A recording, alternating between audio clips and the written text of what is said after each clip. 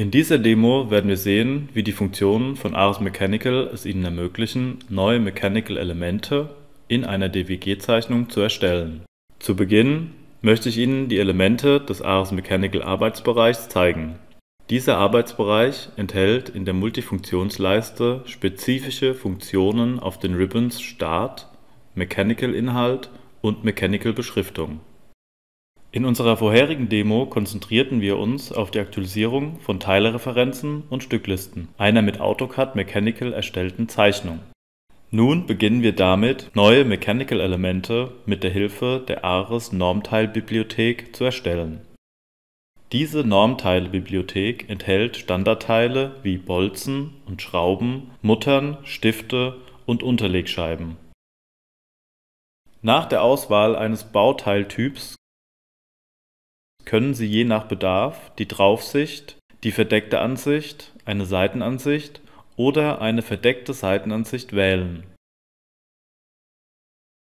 Die Materialstärke kann als Wert eingegeben oder durch Auswahl zweier Punkte in der Zeichnung definiert werden. Möchte ich das Teil häufiger verwenden, kann ich es zu meinen Favoriten hinzufügen. Eine Teilereferenz mit den ausgewählten Informationen zum Teil wird automatisch mit eingefügt. Nach dem Einfügen kann ein Normteil mit Hilfe der Editierfunktion im Ribbon oder einfach durch einen Doppelklick darauf bearbeitet werden. So kann ich zum Beispiel die Art der Gewindedarstellung ändern. Nach welcher aktiven Norm ich arbeite, kann ich in diesem Dialogfenster sehen und einstellen. Die aktuelle Zeichnung wird nach DIN erstellt. Ars Mechanical unterstützt aber ebenso ANSI, BSI, ISO und JIS. Die vordefinierte Normen können kopiert werden. In dieser Kopie können Sie Bezeichnungen, Beschreibungen und Werte ändern, was nur bei kundenspezifischen Normbibliotheken möglich ist. Anschließend können Sie Ihre angepasste Norm exportieren, um sie mit anderen Anwendern innerhalb Ihrer Organisation zu teilen. Werfen wir nun einen Blick auf das Feature Schraubenverbindungen. In diesem Dialogfenster können Sie eine Schraubenverbindung mit Schraube oder Bolzen und den dazugehörigen Unterlegscheiben und Muttern konfigurieren. Auch hier kann die erforderliche Länge durch Eingabe eines Wertes oder durch Auswahl zweier Punkte angegeben werden.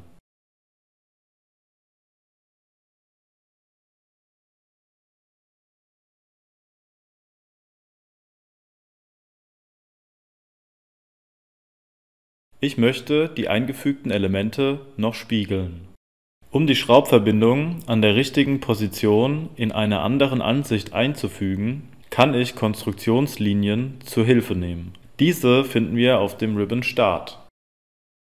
Während diese Schraubverbindung in unserer Schnittansicht nur zweimal sichtbar ist, sehen wir in der Draufsicht, dass wir sie tatsächlich 8-mal benötigen. Ich könnte nun die Teilreferenz der Schraube auswählen und die Anzahl auf 8 erhöhen. Zu unserer Schraubverbindung gehören aber 4 Normteile. Wir können diese nacheinander bearbeiten oder alternativ alle 4 Referenzen auswählen und in der Eigenschaftenpalette alle gleichzeitig ändern. Wir fügen dieser Schraube in der Draufsicht eine Unterlegscheibe hinzu. Um zu vermeiden, dass die Teile doppelt gezählt werden, müssen wir hier die Teilereferenzen entfernen. Wir können nun den Musterbefehl verwenden, um die Elemente zu vervielfachen. Hierbei ist es wichtig, ein nicht assoziatives Muster zu erstellen.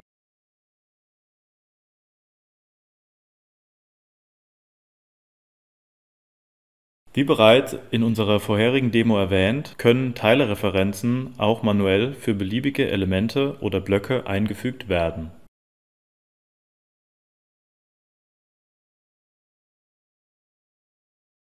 Mit Ars Mechanical können auch genormte Bohrungen eingefügt werden.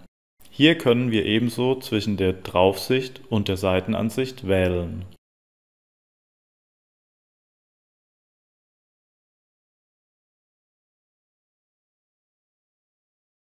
Nach dem Erstellen einer Bohrung hilft ein Normteilassistent, die passende Schraube für diese Bohrung zu finden.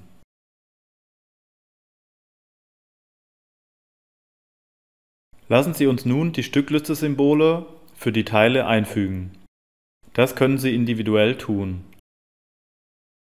Oder Sie fügen mehrere gleichzeitig ein, um Zeit zu sparen und diese je nach Wunsch horizontal oder vertikal auszurichten.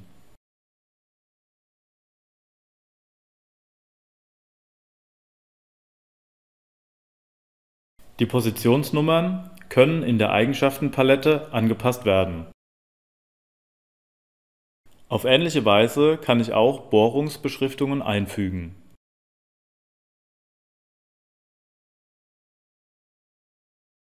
Wir benötigen auch eine Bohrungstabelle für die Positionskoordinaten der Bohrungen. Nun wollen wir unsere Stückliste konfigurieren und eine Teileliste einfügen. Mehr über diese Funktionen konnten Sie bereits in unserer vorherigen Demo erfahren.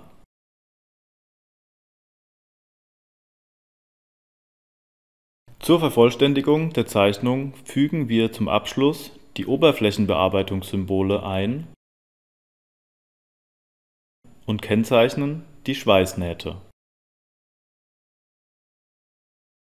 Sie haben gesehen, dass Ars Mechanical Ihnen nützliche Werkzeuge zur Erstellung Ihrer Maschinenbauzeichnungen im DWG-Format bietet.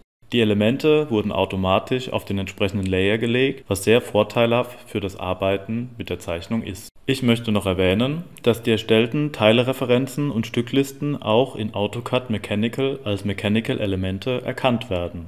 In der nächsten Demo werden wir über Zeichnungsrahmen und das Drucken der Zeichnung sprechen.